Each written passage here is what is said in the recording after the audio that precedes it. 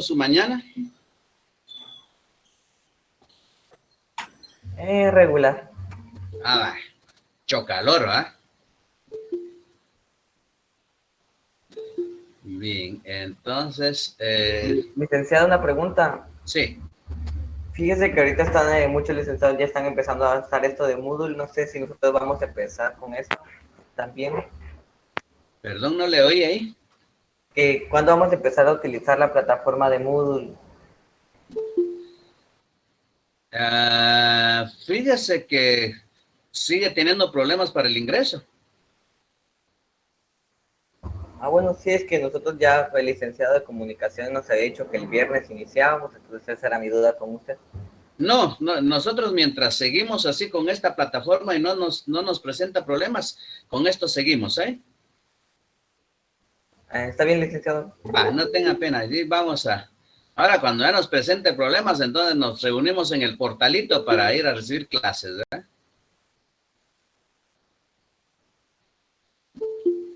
Así no nos aburrimos en clase. ¿Qué fue lo último que vimos? Escuela clásica racionalista.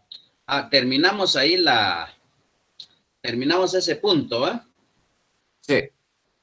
Va, entonces, sí, solo para recapitular un poco esto, ¿va? Dijimos que esta escuela clásica, los filósofos de esta corriente del derecho natural, primero el aporte que nos dejaron para nuestro sistema, la existencia del primer periodo del natural depositado en manos de un gobernante, ¿eh? Es como que solo hubiéramos depositado el derecho natural en el presidente de la República, eso es lo que quiere decir.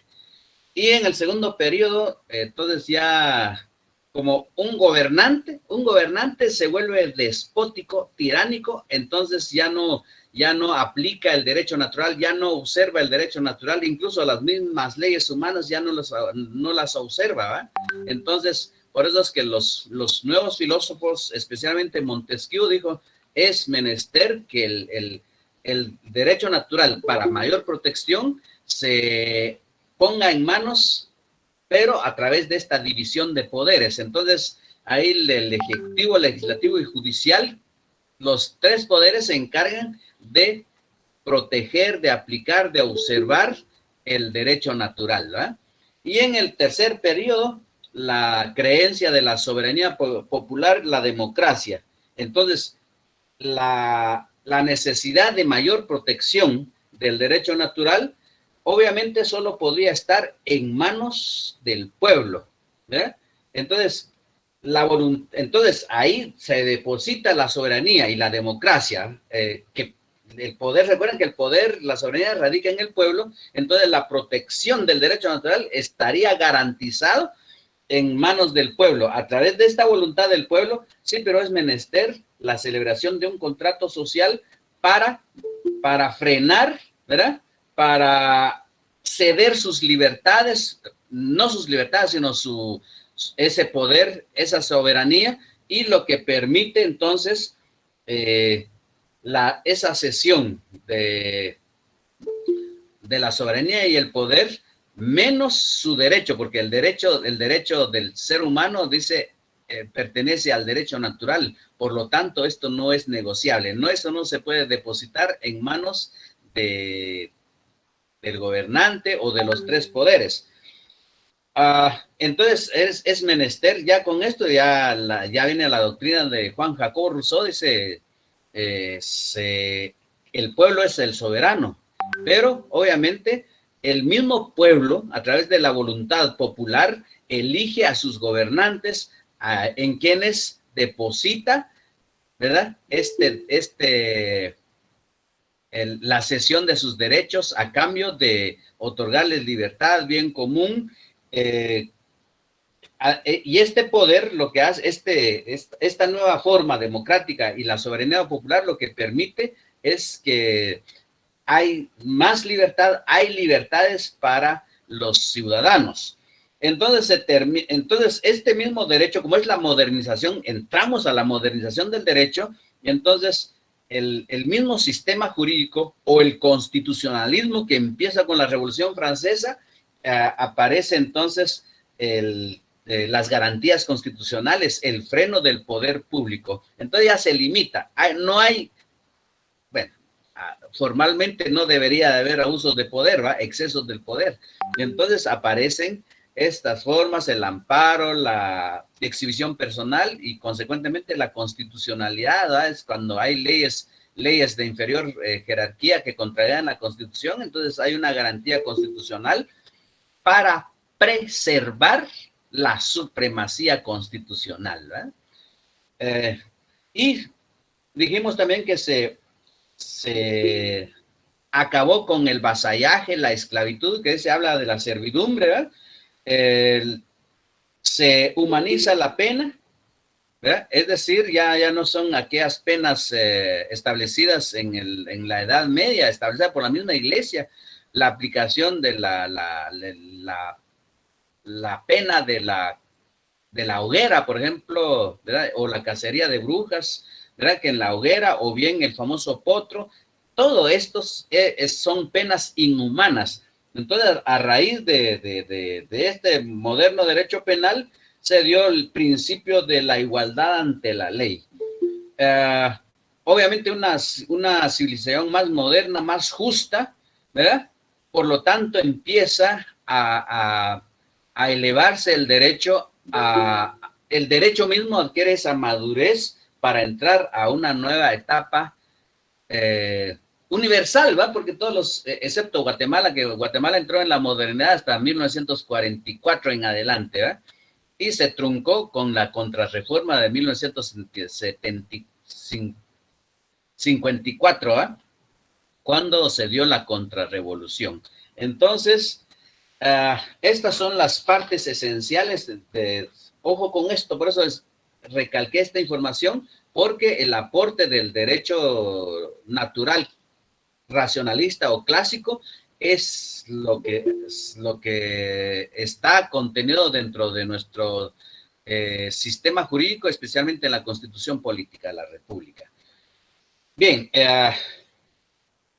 a raíz de casi todos los cambios que se dieron en el derecho, aparece nuevas tendencias, ¿verdad? Entonces la crisis, la Guerra Fría, la Revolución Rusa, ya a finales del siglo, en el siglo XIX, ¿verdad? Empieza.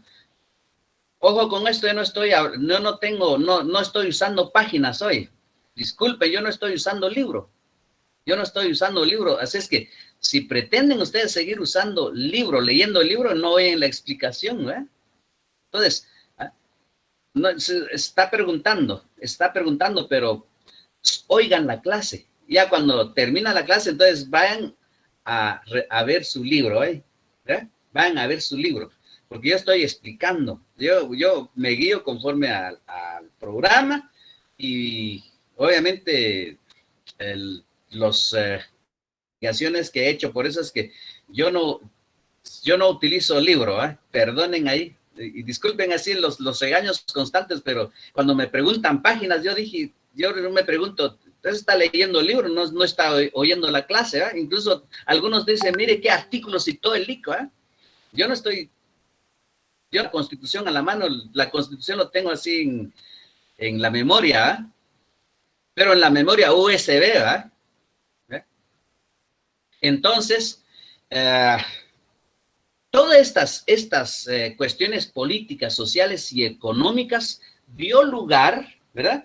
Dio lugar a que surgieran nuevos pensamientos, Carlos Marx, Friedrich Engels, ¿verdad? Que esto causó una gran revolución en el mundo económico, social, político, económico y consecuentemente en el mundo del derecho.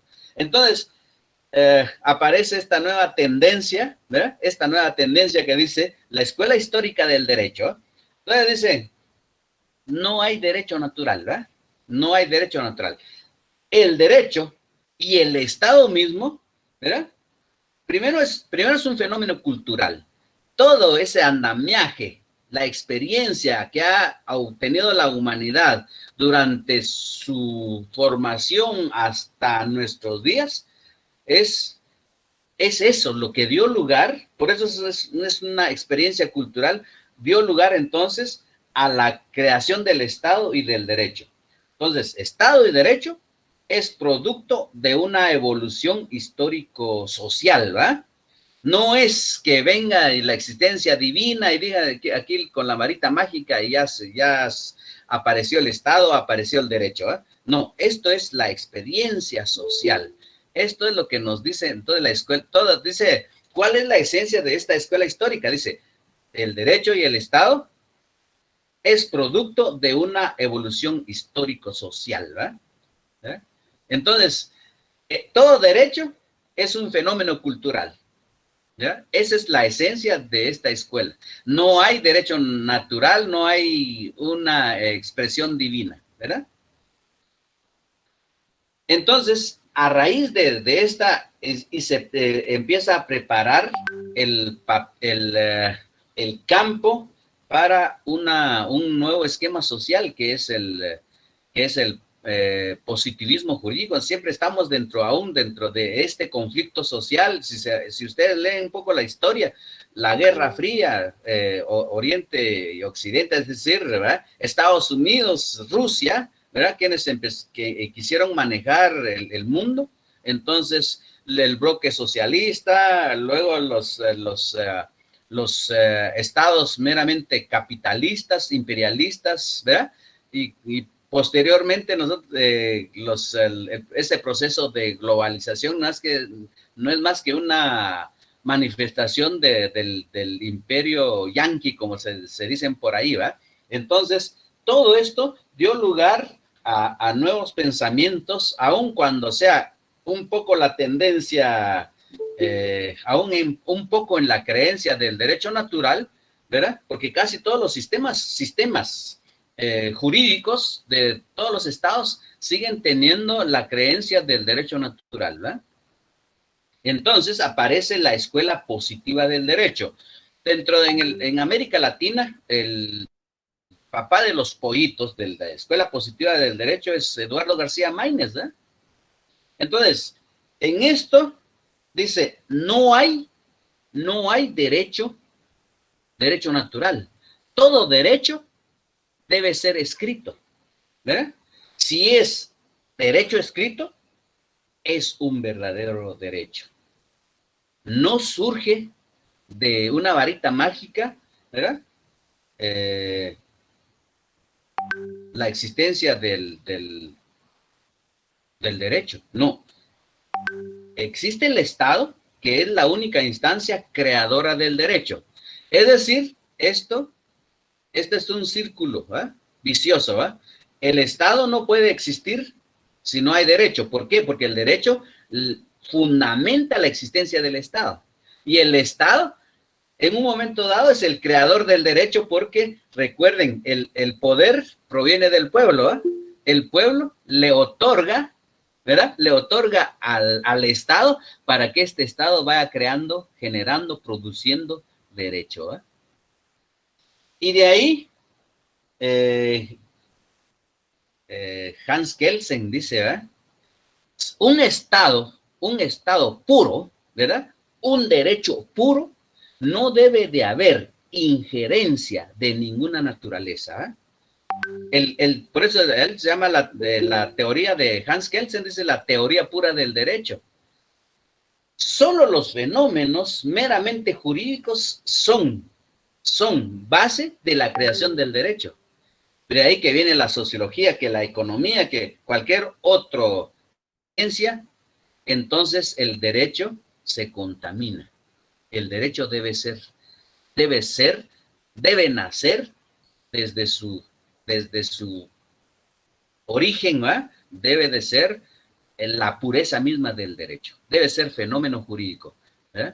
Entonces, todo aquello que contamine el derecho debe ser extirpado, dice Hans Kelsen en su doctrina, ¿eh? Entonces, y Es decir, el derecho positivo es eminentemente escrito.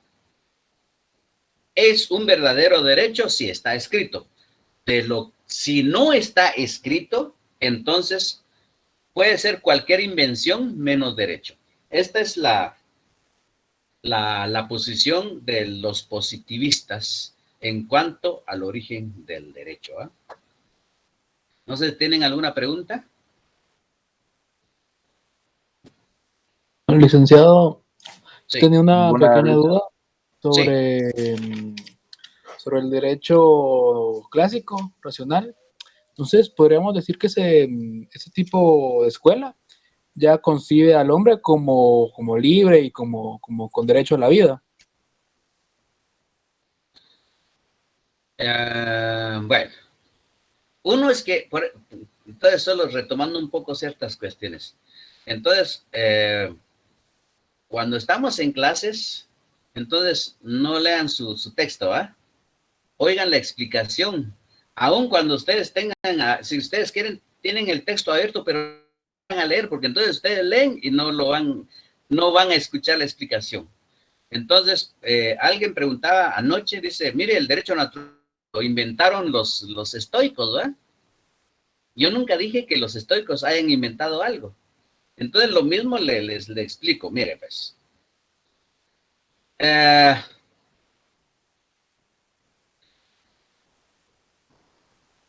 En la escuela estoica, ¿verdad?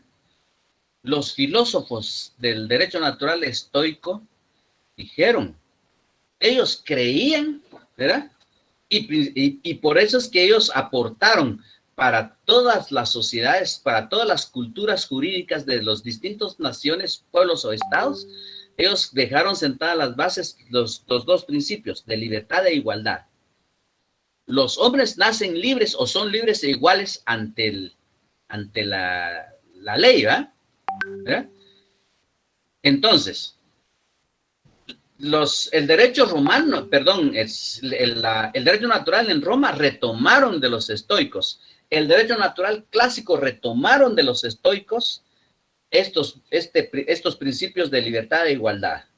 En el derecho natural clásico, ellos hicieron énfasis, ¿verdad?, en esta existencia de la libertad y la igualdad. Entonces dice, todo hombre nace libre. Por lo tanto, debe de mantenerse, debe garantizarse esa libertad, esa igualdad, esa justicia. ¿Verdad? Debe de garantizarse, ¿verdad? En todos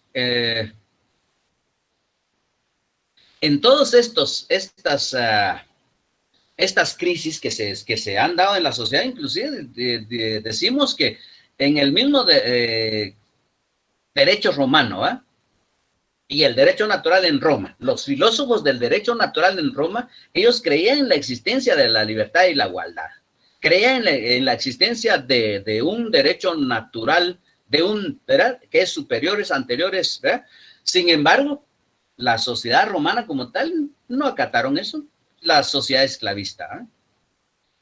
A raíz de todos los movimientos que se dieron, entonces aparece otro nuevo esquema, que es la Edad Media, donde si bien es cierto, ya se supone que se terminó la esclavitud romana, entonces, sin embargo, surge el vasallaje en la Edad Media, el terrateniente feudal, los siervos de la gleba, ¿verdad? Y sigue teniendo la fuerza, la clase social dominante, el rey, el papa y el terrateniente feudal. Cuando se rompe este esquema por la modernización social, entonces aparece la escuela racionalista que retomaron de la escuela estoica los principios de libertad e igualdad. Dice, todos los hombres nacen iguales y son libres, ¿verdad? Y hay que hacer énfasis, ¿verdad?, de lo que ellos dicen, bueno, es menester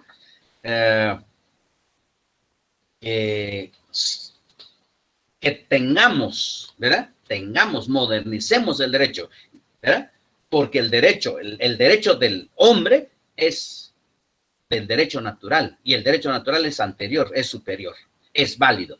Y por lo tanto, ¿verdad?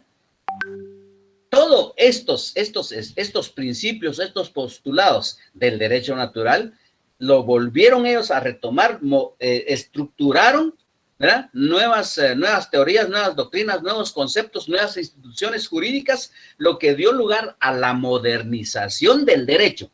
La modernización del derecho, obviamente, la civilización humana se modernizó con estos grandes cambios. No solo estos cambios jurídicos, sino que viene la revolución industrial, viene descubrimientos tecnológicos, científicos, lo que dio un gran salto de la sociedad. Ahí es donde, ¿verdad? Entonces, no es que ellos se hayan inventado estos principios, no, ellos retomaron, ¿verdad? Ellos retomaron, ¿verdad? Por la creencia, por el mismo pensamiento. Los estoicos creyeron en la existencia de Dios y dice, ante los ojos de Dios todos son libres e iguales, ¿eh? No sé si era lo que preguntaba. Gracias, licenciado, me resolvió la duda. Bien, entonces, todas estas crisis sociales dio entonces a los cambios, la escuela histórica, el positivismo, ¿verdad? Entonces surge el pensamiento materialista, el pensamiento marxista, ¿eh? Dice que todos los fenómenos, porque hay ricos y pobres, ¿verdad? Entonces, y cómo influyen, ¿verdad? Cómo influye la política, la economía para someter el derecho a cambios radicales. Entonces, la protección de la propiedad privada y punto, ¿eh? Entonces, con estas crisis políticas, económicas y sociales, entonces, y eso fue lo que precisamente dio lugar a que se desplazara con la escuela histórica y el positivismo jurídico, se fue desplazando el derecho natural, ¿verdad? Entonces surge un pensamiento más materialista, ¿verdad? Sin embargo, esto es más o menos en el siglo XX, con la misma crisis, es decir, nunca se terminó totalmente la influencia del derecho natural o la influencia de la corriente idealista en los pensamientos jurídicos. Nunca es solo los bloques, por ejemplo, los bloques socialistas que trataron de tener un derecho, bueno, aparentemente más democrático, ¿eh? Entonces, en los estados que aún trataron de conservar, especialmente por la influencia norteamericana, y todos los bloques así capitalistas, entonces resurge el derecho natural, ¿eh? Resurge el derecho natural. Aparece entonces esta escuela de derecho libre, incluso dentro de los conceptos de interpretación del derecho en Derecho 2, aquí aparece la interpretación del derecho libre, que tiene casi el mismo contenido de esta escuela natural, ¿verdad? De escuela del derecho natural, que se llama Escuela del Derecho Libre. Todo derecho, su contenido es variable. Ningún derecho cubre totalmente, regula totalmente todos los fenómenos sociales, dice. Siempre van a haber vacíos legales, siempre van a haber lagunas. Hay una laguna legal cuando el legislador no prevé ciertas conductas futuras, ¿verdad? Por ejemplo, en Guatemala, ¿verdad? Jamás, o por lo menos por el momento, no podría haber una norma que regule la clonación, ¿verdad? Ojo con esto, el derecho consuetunario lo vamos a ver en su momento, ¿eh? Entonces, ahorita nada que ver con esto, ¿eh? Entonces, Solo vayan oyendo la explicación y posteriormente, ¿verdad? Si leen o si bajan ustedes su programa, ¿verdad? De Derecho 1, ustedes van a ver el orden lógico del programa. Entonces, ahí es donde vamos. Yo estoy siguiendo el orden del programa. Entonces, dice, en todo derecho hay lagunas. Entonces, ¿qué es lo que hace el juzgador? ¿Verdad? Va a resolver, va a llenar esos vacíos de acuerdo al momento histórico de la sociedad o de la comunidad, ¿verdad? Entonces, hay patrones de justicia en una comunidad, entonces el juzgador utiliza este patrón de justicia para resolver estos vacíos en la legislación. Entonces, el juez decide libremente, ¿verdad? Decide libremente cómo resolver un caso concreto, de acuerdo, consecuentemente, a la razón. Ahí sí que Dios le ha dado, ¿verdad? A su inteligencia, a su discreción. Siempre este acto discrecional no perjudique el derecho, ¿verdad? El derecho que es inherente al derecho natural, ¿verdad? Esto es lo que dice por eso se llama Escuela del Derecho Libre, porque deja en libertad al juzgador, ¿verdad? Que es el juez, para que resuelva un caso concreto, un caso que conoce de acuerdo a las circunstancias de justicia en el territorio donde imparte justicia en esa época. Hasta ahí llegamos con el derecho natural. No sé si tienen ustedes alguna duda.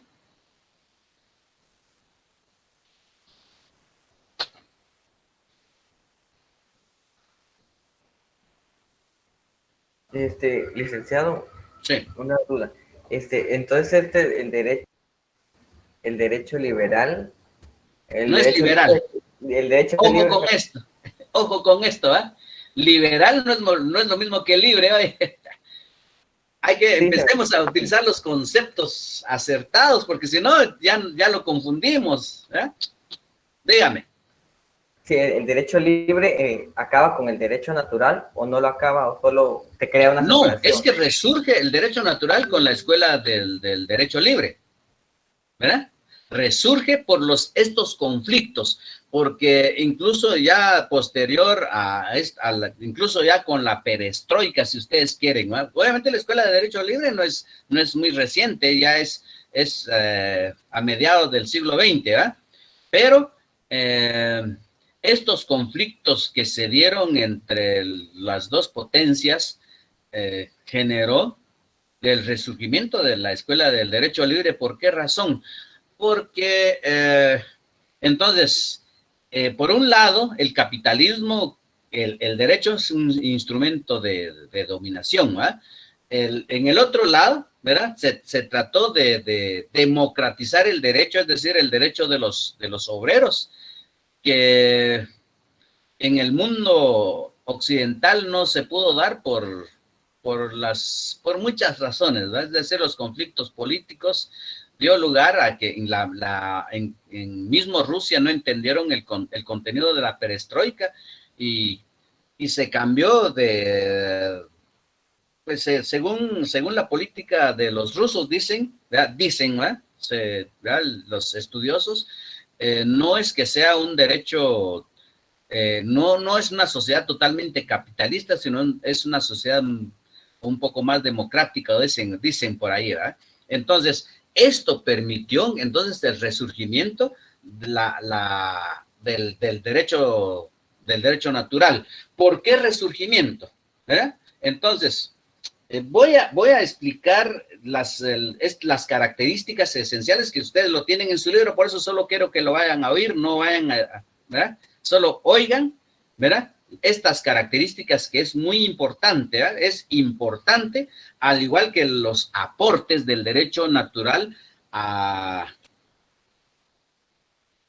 nuestro sistema y a los diversos sistemas jurídicos. El derecho natural se caracteriza porque, primero, es un derecho superior, ¿verdad? Cuando hablamos de derecho superior es divino, Dios es el creador. Esto lo dicen las teorías teocráticas. Pero es una revelación divina. No es del filósofo. Recuerden esto. Es una revelación divina. El filósofo lo que hizo fue absorber dentro de su concepción, de su percepción de la existencia de ese derecho natural, ¿verdad? ¿Por qué es que caen las hojas, verdad? Sí, porque viene un vendaval, ¿verdad? Y entonces esto lo que hace que, ¿verdad? Es decir, ahí empezó a entender los fenómenos. Entonces creyó en una fuerza divina. Entonces eso es una revelación divina. ¿Es universal?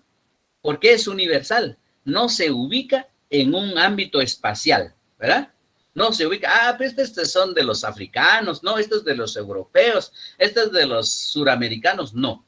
Es universal, es aplicable a todos los que viven en el planeta agua, porque hay más agua que tierra. Entonces, eso es lo que quiere decir en esta característica de universalidad. La otra característica es que está inmerso el derecho natural en la naturaleza humana, la razón, en el corazón del hombre. Es anterior, ¿verdad? Es anterior, ¿verdad? No existe ningún derecho humano que esté en el mismo nivel del derecho natural. Es el derecho humano. ¿Por qué es el derecho humano? Derecho a la vida, la libertad, la igualdad, la equidad, la justicia. Es la fuente de inspiración de todos los sistemas jurídicos. Es fuente del derecho porque inspira a los legisladores, porque inspira a los legisladores. Como el derecho natural como origen del derecho humano, sí, porque es el origen, porque fue revelado por Dios. Dice, como fuente del derecho, ¿verdad? Inspira a los legisladores. Vaya, si no, lean el preámbulo de la Constitución, dice, invocando el nombre de Dios, ¿verdad?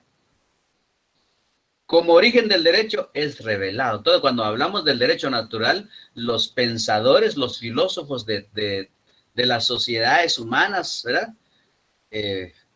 Buscaron en la naturaleza, ¿verdad? Cómo surgió el derecho y dijeron el derecho natural es el origen del derecho humano.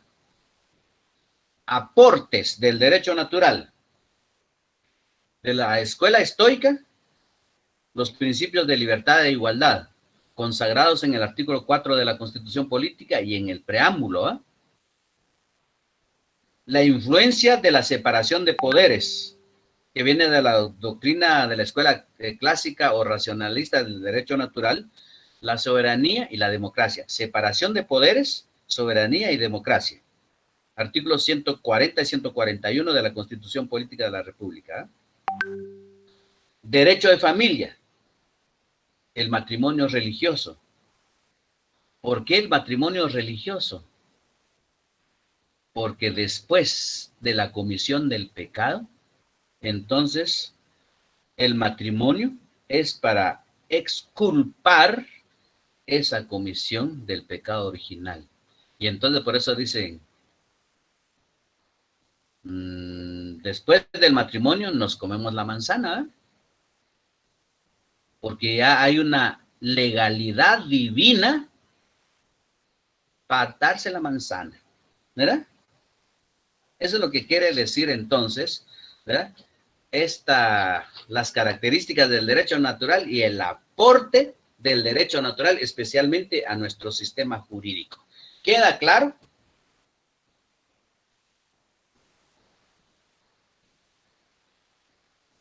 Sí, licenciado, queda claro. Sí, licenciado. Sí, licenciado. Bien. Sí, licenciado. Sí, licenciado, gracias. Entonces, ahí terminamos con esta corriente idealista. Es la corriente filosófica del idealismo. ¿Estamos claros? Y dentro de esto, el derecho natural, que es donde los pensadores buscaron el origen del derecho. Bien, la otra corriente, el materialismo. El materialismo.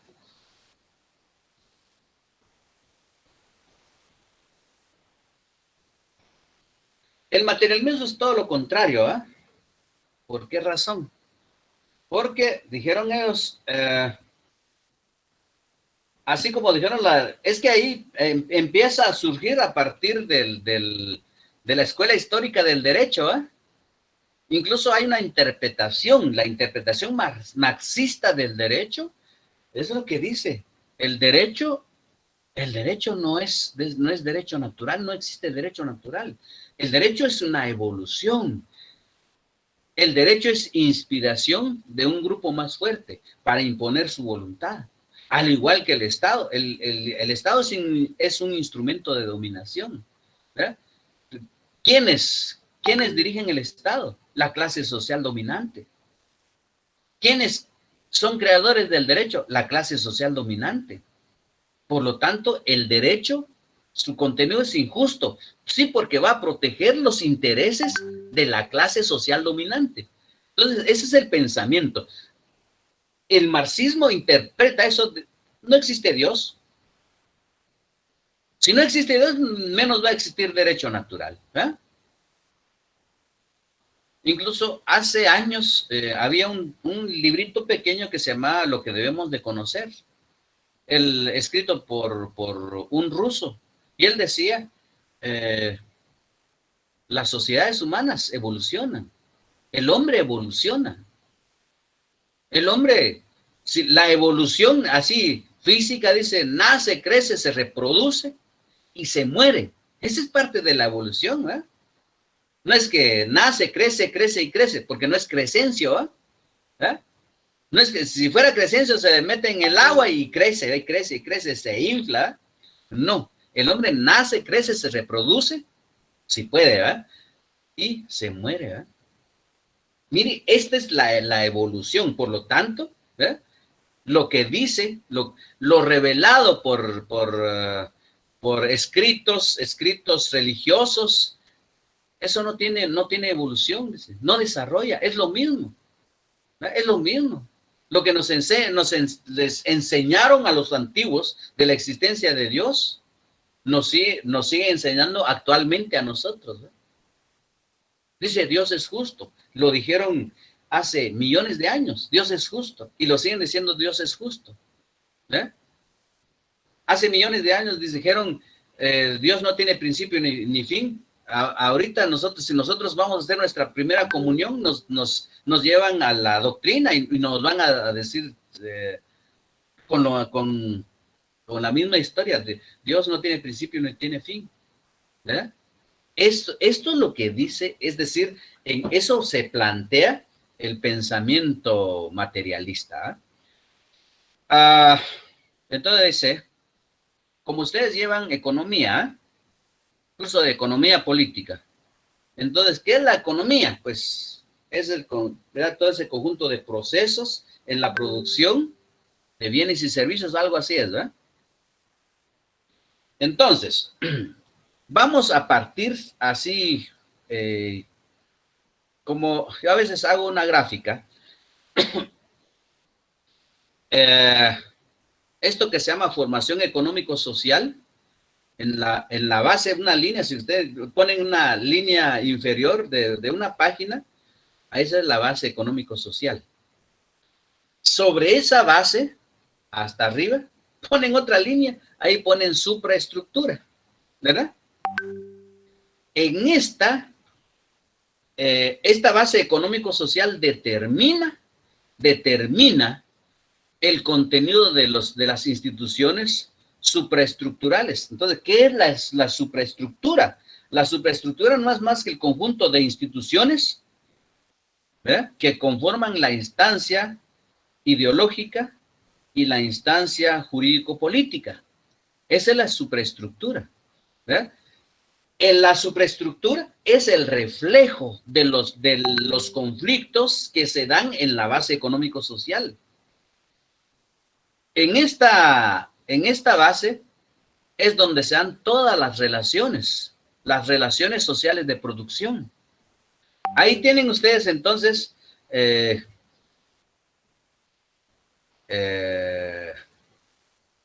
los medios de producción, los instrumentos de trabajo, la fuerza de trabajo, ¿verdad? ¿Qué son relaciones sociales de producción? ¿Verdad? Son las distintas relaciones que se dan entre los hombres en el proceso de producción, distribución, comercialización, ¿verdad?, de los bienes y servicios. Ahí es donde se dan todas las contradicciones. Las contradicciones generan cambios, generan desarrollo. Y estos cambios o estos desarrollos se refleja inmediatamente en la instancia ideológica y la instancia jurídico-política. Cuando hablamos de contradicciones, es decir, esta relación entre supraestructura y la base se llama formación económico-social, ¿verdad?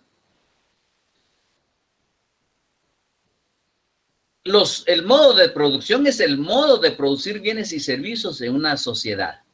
Y dependiendo de la base económico-social, así va a ser el modo de producción. Cuando yo les decía que todos los conflictos en el proceso de producción se dan como se dan en la base, dependiendo del modo de producción, así va a ser todas las instituciones supraestructurales. Por ejemplo, si en esta base, los medios de producción, la materia prima, ¿verdad?, pertenece a la sociedad, entonces estamos hablando de un modo de producción socialista. Por lo tanto, la instancia supraestructural, la ideológica, ¿qué contiene la instancia ideológica? La escuela, la familia, los medios de comunicación, la filosofía, el arte, ¿verdad? Eso va a ser su contenido. Por ejemplo, si estamos en este modo de producción, los medios de producción están al servicio de la sociedad o de la comunidad, la familia o en la escuela nos enseñan la protección a la propiedad social. La familia protege la propiedad social.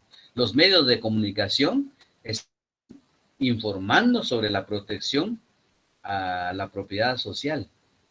Toda la filosofía sería de esta forma, el arte mismo, ¿eh? Pero si la base económico-social, los medios de producción, está en manos privadas, obviamente rige la propiedad privada. Y consecuentemente, la instancia ideológica, la escuela, la familia, los medios de comunicación, la filosofía del arte, estarían promulgando la protección de la propiedad privada.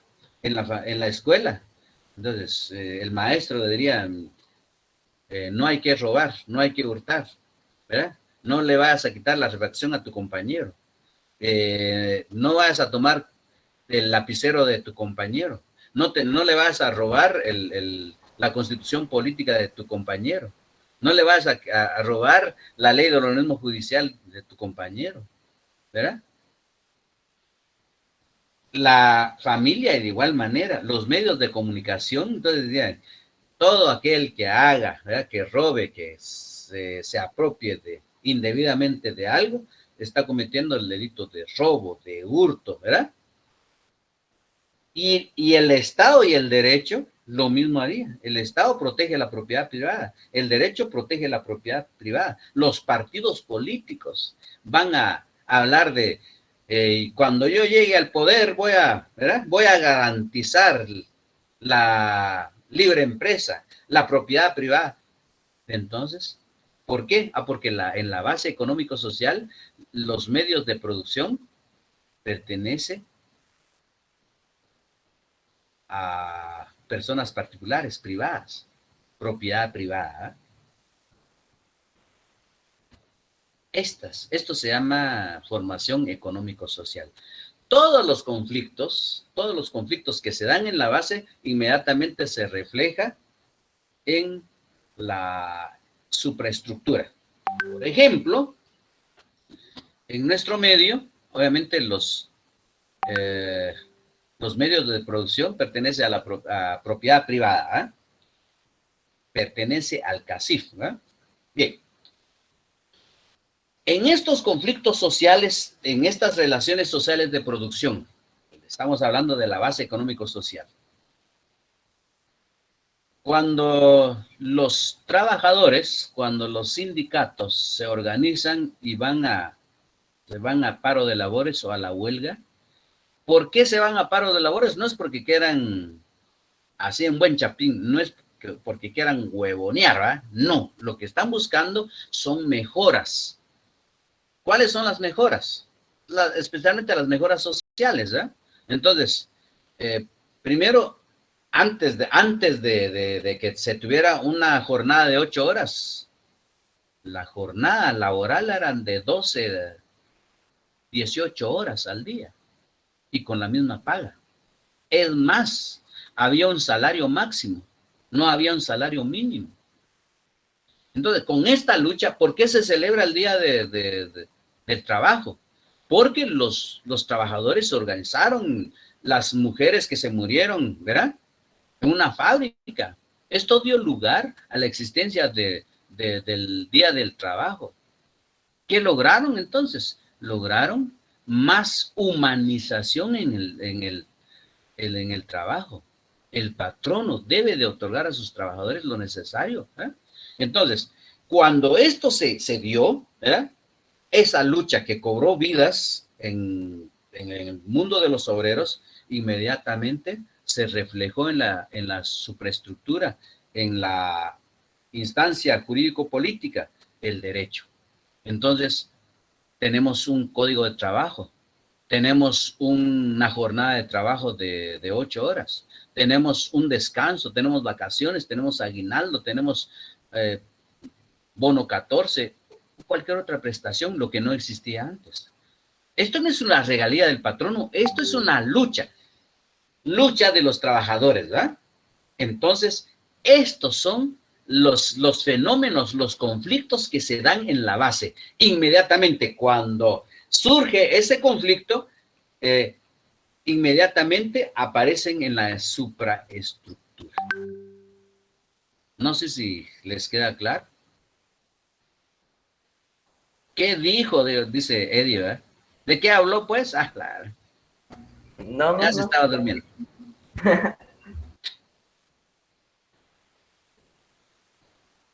Esto es la parte meramente económica. Entonces, como ustedes llevan economía, introducción a la economía, entonces ahí estos son conceptos más desarrollados en esta parte, ¿verdad? Entonces ustedes van a ver qué es fuerza de trabajo, fuerzas productivas, qué son relaciones sociales de producción, qué son medios de trabajo, ¿verdad? Entonces ahí es donde ustedes van a ver. Entonces yo solo lo que les doy aquí es en esta relación entre supraestructura y la base, es lo que se llama formación económico-social, ¿verdad? Luego vienen los distintos modos de producción. Es la forma de producir bienes y servicios en una sociedad, ¿verdad? Bien. ¿Estamos listos? Aquí partimos ya entonces a ver los distintos modos de producción por los que al decir de Carlos Marx, ¿verdad? Pasó la sociedad. Bien.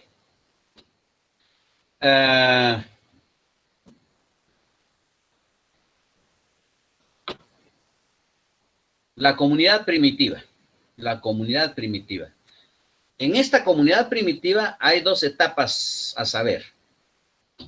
La primera etapa, que es la manada primitiva, que también le llamamos, ojo con esto, ¿eh? Porque podría venir en el examen, ¿verdad? ¿A qué le llamamos infancia del género humano? Cuando hablamos de manada primitiva o la infancia del género humano, ¿verdad? La infancia del género humano es el momento en que se desprende del famoso primate, ¿verdad? Aquí tenemos no a Juan Pérez, sino a Juan Monito. Juan Monito se separa del primate, porque él pertenece a los homínidos, la familia de los homínidos. Familia de los homínidos, ¿verdad? Bien. Cuando Juan Monito se desprende del primate, como él pertenece a la familia de los homínidos, empieza su evolución, partiendo un poco de la teoría evolucionista. Se le cae la cola, entonces gradualmente logra un cuerpo eréctil, deja el pelaje, es Australopithecus. Cuando va desarrollándose es Pithecanthropus erectus, hombre de Neandertal. El hombre de Neandertal se presume que es el hombre moderno de la comunidad primitiva. Descubre el fuego. Cuando descubre el fuego, cocina sus alimentos. Cuando empieza a fabricar, por incluso con los Pithecanthropus, empieza así a fabricar toscamente o groseramente sus instrumentos de trabajo. Es cuando empieza a dar el cambio, ¿verdad? Ya el cambio sustancial de Juan Monito a Juan Pérez, ¿verdad? Pero todavía sí que tenía su cuerpo un poco encorvado. Funciona sus alimentos y esto le permitió mayor absorción de los contenidos alimenticios, desarrolla su columna vertebral, desarrolla su mano, el pulgar, desarrolla entonces, se agranda el cerebro, es decir, ese agrandamiento del cerebro no es por la hinchazón, ¿verdad? Sino porque fue desarrollándose debido a su posición eréctil. Entonces, con el descubrimiento del fuego, entonces empieza a fabricar instrumentos, desarrolla sus fuerzas productivas. Este desarrollo de las fuerzas productivas le permite humanizarse. Entonces, por eso es que en esta comunidad primitiva hay dos momentos. La manada primitiva, manada hablamos de animales. Aquí es donde empieza, ¿verdad? Donde empieza la infancia del género humano. ¿Alguien quería preguntar?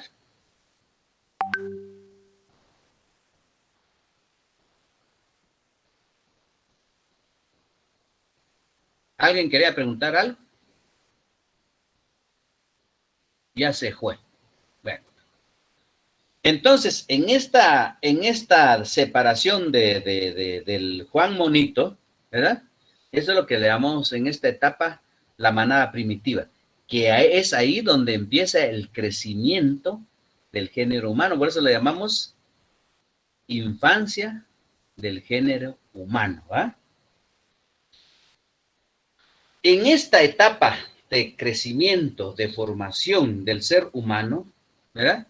Cuando descubrió el fuego, hombre de Neandertal, el hombre de Cro-Magnon, entonces entra la segunda o el segundo momento histórico de esta comunidad primitiva, aparece la gens o comunidad gentilicia o régimen gentilicio, ¿verdad? En este régimen, por el descubrimiento ya del fuego, le permitió fabricar, pues, vasijas de barro, le permitió trabajar, pulir la piedra, empezó a fabricar puntas de flechas, puntas de lanzas. Eso le dio lugar a mayor productividad, ¿eh? Mayor productividad. había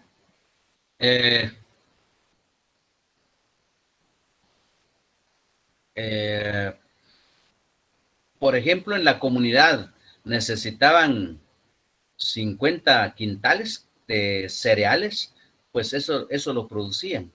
Lo que antes de este régimen gentilicio, eran recolectores.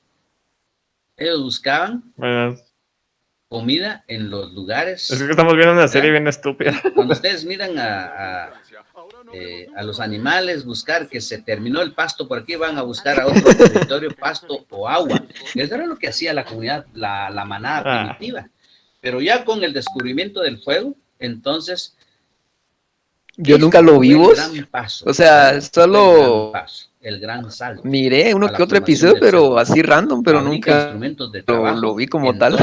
Empieza el intercambio cultural, la experiencia, el conocimiento. Es que ahorita ve la de grande y sin miembro de esta comunidad primitiva. Me estoy cagando. Surge, pues, las primeras manifestaciones de la comunicación, ¿verdad? Y las manifestaciones en cuanto a escribir la historia. Entonces, la historia, ahí sí que encontramos sí, vos el las hueco pinturas ese, rupestres en las cuevas, en diversos estados. Aparece esta manifestación de una cultura, de una sociedad aparentemente primitiva.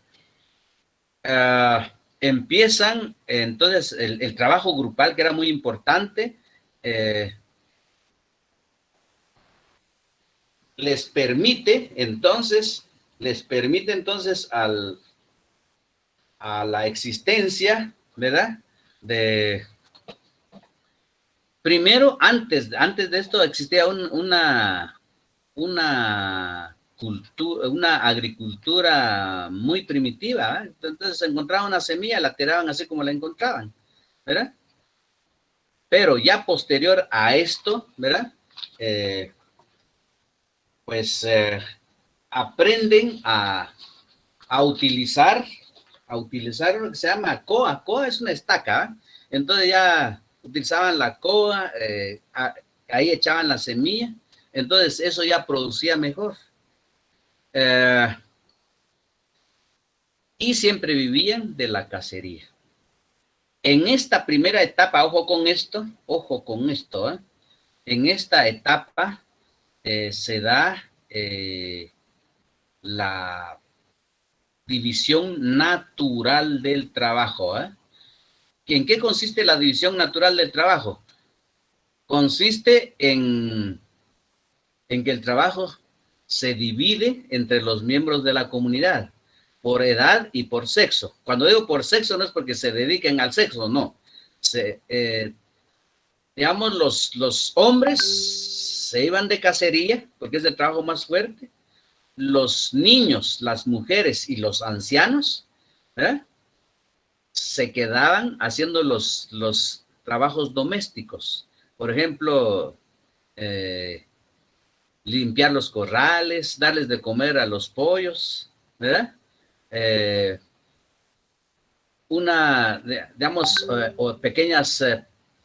Pequeños huertos, ¿verdad? Familiares, ellos se dedicaban a eso. No requerían una fuerza física. Mientras que los que se iban de cacería, pues obviamente a enfrentarse a grandes animales como los mamuts, ¿eh?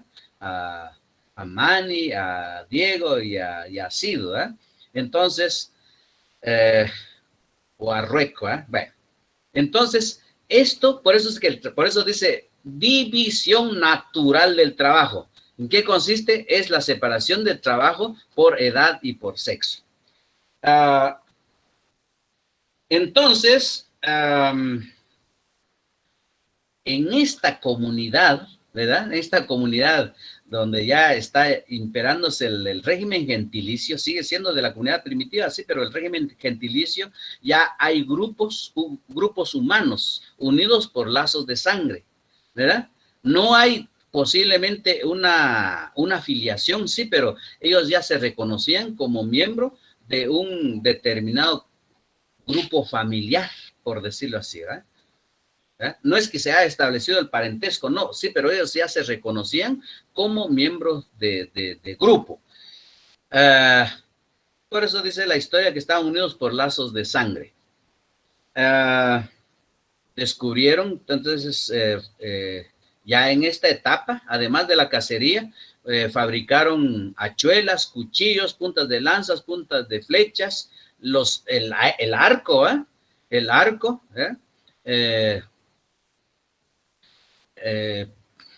estos instrumentos de trabajo se le llama desarrollo de las fuerzas productivas, lo que permitió el avance, ¿verdad? El avance de esta comunidad primitiva. Entonces, los hombres se iban de cacería. Hay una etapa en esta vida de la comunidad primitiva en que se da el matriarcado. ¿Por qué matriarcado? Porque el hombre se iba de cacería y la mujer, ¿verdad? Porque ya el anciano ya nada que ver, ¿verdad? O el niño, entonces la mujer, ¿verdad? Joven era la que se encargaba de dirigir. Entonces nacía un niño y la relación de parentesco primitivo, pues era a través de la madre. Por eso es que en esta primera etapa surge el matriarcado, la mujer quien tenía la autoridad dentro de ese grupo familiar primitivo.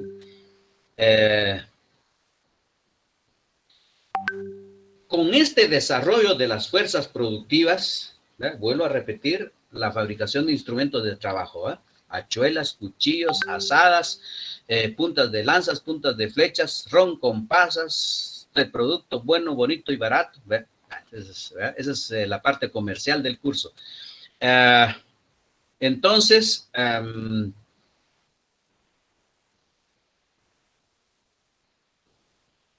lo que es importante, antes de dar paso a la división social del trabajo, en esta etapa no existía derecho, no existía Estado. Entonces, lo que existía era, en esta comunidad primitiva, era una asamblea general del pueblo, ¿verdad? Y el anciano, el más anciano, era el ejecutor. La asamblea, por ejemplo, algún miembro de la comunidad primitiva o de la gens se robaba un mamut, entró al corral y se roba un mamut ahí y se va, ¿verdad? A ponerlo a su propio corral. Obviamente era infracción de la vida comunitaria, de la paz comunitaria, de la armonía comunitaria. Entonces venía el pueblo, ¿verdad? Y se reunía en Asamblea General del Pueblo y tomaban la decisión. Bueno, muchacha, ¿verdad? ¿Qué vamos a hacer? ¿Vamos a perdonarlo o vamos a castigarlo? Entonces, la asamblea tomaba la decisión. Pues vamos a castigarlo.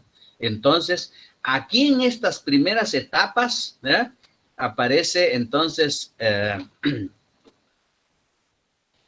una evolución así, ¿verdad? Primitiva. Dice, de esta forma de la ley del talión, del ojo por ojo. Si se robaba el mamut, ¿verdad? Le cortaban la mano. Si un miembro de la comunidad primitiva mataba a otro miembro, pues lo mataban, ojo por ojo. Pero no como dijo aquel, disculpen, este chiste, dice, le dicen al jananito, a ver, hay que completar esta frase, ojo por ojo. Y él dice, G24, Entonces, en esta evolución del derecho, dice, si el miembro de la comunidad mataba a otro, lo mataban. Si se robaba algo, le cortaban la mano. Así era el castigo. Ahora, si, por ejemplo, ahora en Guatemala está de moda la violación a menores de edad, y si algún miembro de la comunidad violaba a otro miembro de esta comunidad, me imagino que lo mataban, ¿va? Porque no creo que había otra forma de castigo, ¿va? Ahí no creo que haya procedido el ojo por ojo, ¿va? Entonces, pero esta es la forma en que fueron resolviéndose los conflictos comunitarios, ¿eh? No existía ningún órgano superior, ¿verdad? Dijimos una asamblea general, todos decidían. Y el más anciano, que se presumía que era el más sabio de la comunidad, pues era el que ejecutaba las disposiciones del pueblo, ¿eh? No hay derecho, no existe Estado, ¿verdad? Estamos ahí cabales. Sí, licenciado. Ojo con esto, no hay que confundir conceptos, ¿verdad? ¿Qué es un monarca? Pregunto.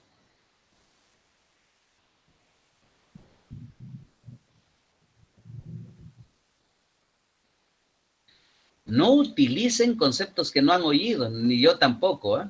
No hay monarquía empírica.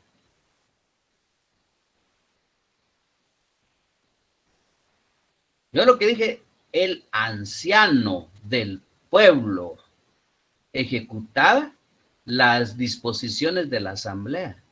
Él no podía hacer lo que le diera la gana. ¿Eh? Él es electo por la asamblea. Ni me eché, yo soy el más viejo, yo soy el que decido. No. ¿Eh? El pueblo lo elegía. Mira vos, Juanito, vos ya tenés 80 años aquí y sos el más sabio del grupo. Vas a hacer, ¿verdad? ¿Verdad? Vas a ejecutar lo que nosotros dispongamos, ¿no? Bien. Entonces ya nos dimos cuenta, en esta comunidad primitiva no existe Estado, no existe derecho, ¿eh? No había un órgano superior a la comunidad. Todos formaban parte de la Asamblea General. ¿Podría repetir lo que dijo? ¿Y yo qué dije? Es que yo he dicho un montón de cosas y no sé cuál quiere que le repita. Lo del derecho que acaba de decir, por favor. ¿Qué es lo que no comprendió? Solo le iba a apuntar para que no se me olvidara. Es que se tiene interferencia ahí, no sé, por eso le digo, no sé qué es lo que no entendió para poder explicárselo. Yo creo que lo del órgano superior. ¿Yo qué dije del órgano superior?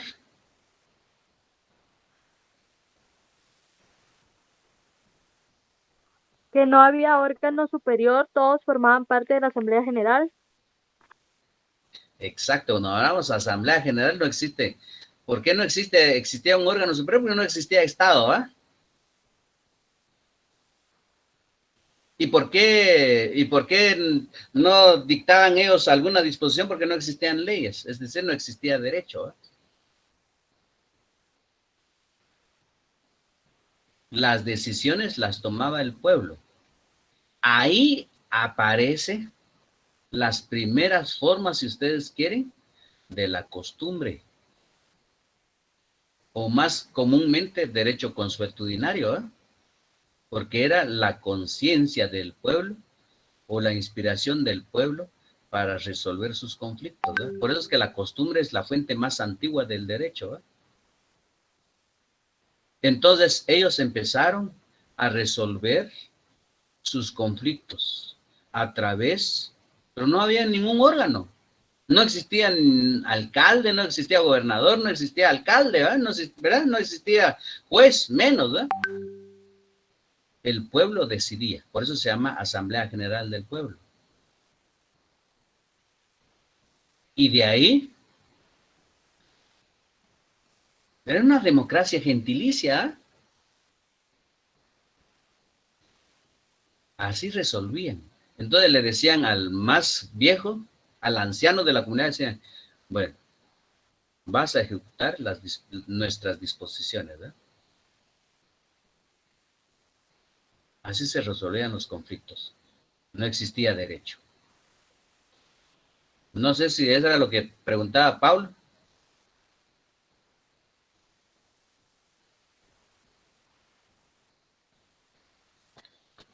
Bien. Sí, Lick.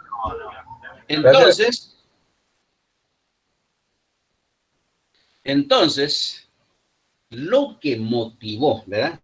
Con esto, lo que motivó que en cada etapa de la humanidad es el desarrollo de las fuerzas productivas, ¿verdad? Con el avance que ellos tuvieron con los instrumentos de trabajo, duplicaron su producción, ¿verdad? Si al inicio les decía, la comunidad primitiva necesitaba 50 quintales de cereales o de granos, entonces ya con los instrumentos de trabajo ya producían 100. ¿Y dónde está? ¿Y los otros 100? ¿Qué pasaba con los otros 50 del excedente de la producción? Entonces el más listo se fue apropiándose de esto, ¿va? Entonces aparece la primera división social del trabajo, ¿eh? Ojo con esto, hagan la diferencia entre división natural, porque la pregunta viene y ustedes van a confundir las definiciones, ¿verdad? La división natural del trabajo, dijimos que es la separación de trabajo por edad y por sexo, ¿verdad? Y la división social del trabajo aparece, ¿verdad? La separación de actividades. Entonces, una tribu ganadera y una tribu agricultora. En esta parte, ellos se dedicaron a la ganadería y los otros se dedicaron a la agricultura.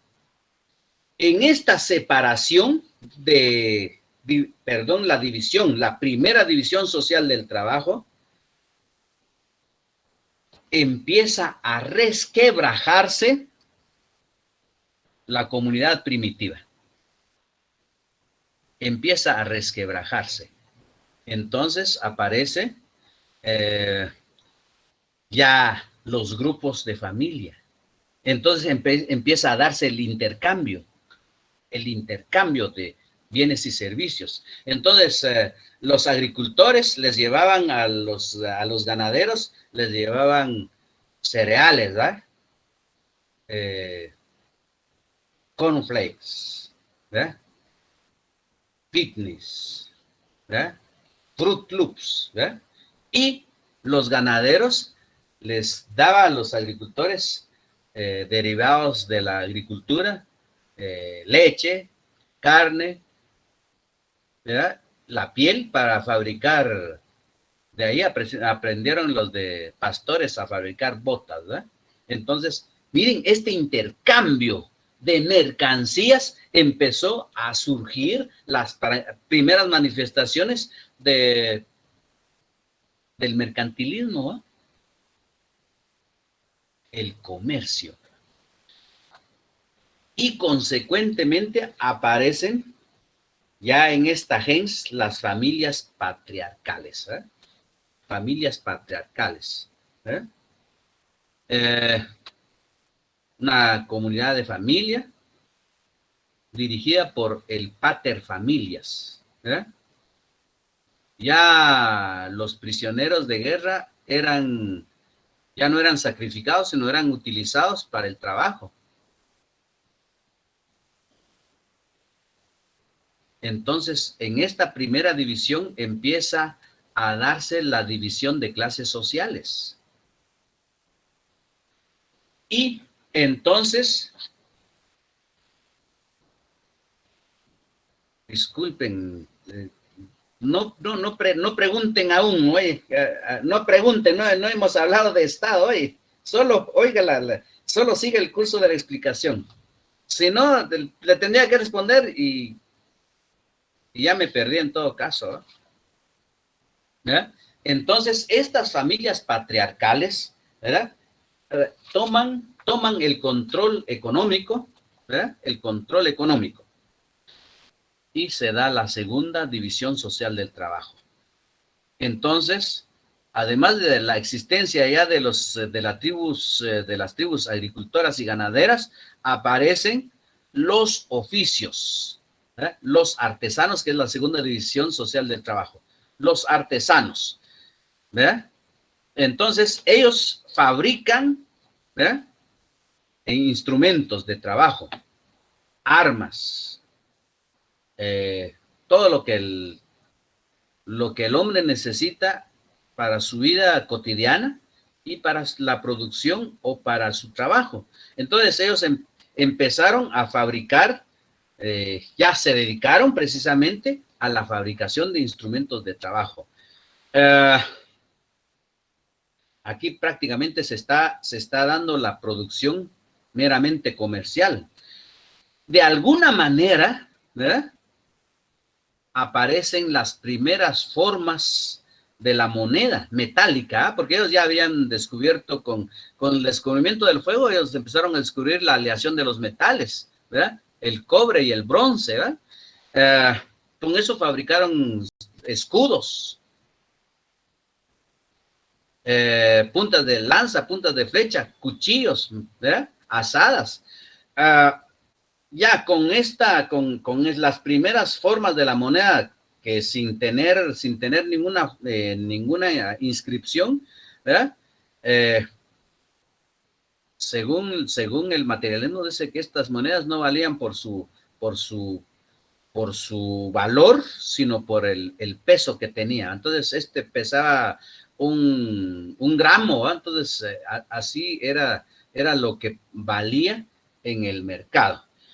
La desintegración, entonces, empieza a darse de esta organización social primitiva, empieza a darse la desigualdad en cuanto a la tenencia de los bienes, o consecuentemente la división de clases, ¿verdad? Ya aparece, ya no hay una asamblea general del pueblo, sino aparece un jefe, un caudillo, quien se encarga, ¿verdad?, de dirigir, de imponer. Entonces ya aparecen los grupos militares, ¿verdad?, armados, que a familias aparece ya rodeado por, o sea, las familias patriarcales. Ya el patriarca, recuerden que no es el que nosotros conocemos como el ungido de Dios, sino el patriarca era el pater familias, el que tenía autoridad dentro de su clan familiar, y consecuentemente la riqueza que se generaba en esa familia, él era el que administraba, era el que gobernaba, era el que decidía. Entonces, a través de las guerras, de las luchas constantes con otras tribus, obviamente se fue expandiéndose la riqueza en cuanto al medio de producción, que es la tierra, y cada vez más se fueron afianzándose como un grupo poderoso. Entonces ya no era una democracia gentilicia, sino era una democracia militar, porque el pater familias tenía una guardia, un ejército, un pequeño ejército armado con flechas, con espadas, ¿verdad?, para resguardar, y ya lo que era la decisión general del pueblo, la Asamblea General del Pueblo ya se quedó por un lado. El que decide ahora es la democracia militar, el que decide todos los conflictos que surgía en la sociedad. Hasta ahí dejamos la clase, y el próximo día vamos a terminar, si es posible, unas 2 clases más, y terminamos con esta evolución o estos modos de producción por los cuales pasó la sociedad. Si no tienen alguna pregunta, ahí terminamos la clase.